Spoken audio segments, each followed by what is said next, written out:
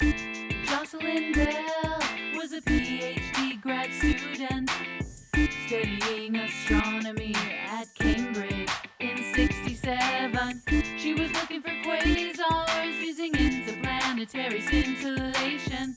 She built a radio telescope with over 4,000 dipole antennas, valve-based phase switch receiver with cable delay, fed from a 4-beam interferometric array, mapping the sky at 81.5 megahertz, searching for a signal a billion light years away from Earth. The tracing pen rolled over miles of charred paper when Jocelyn spotted a patch of scruff in the data.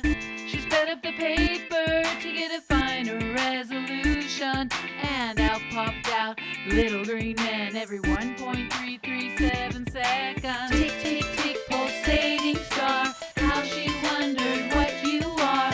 Tick, tick, tick, pulsating star, how she wondered what you are.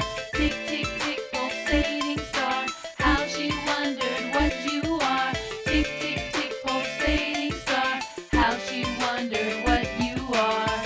It was not interference to regular tick, tick, tick.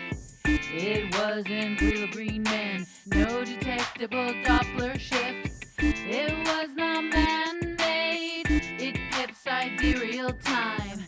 Then Jocelyn found one more in a different part of the sky.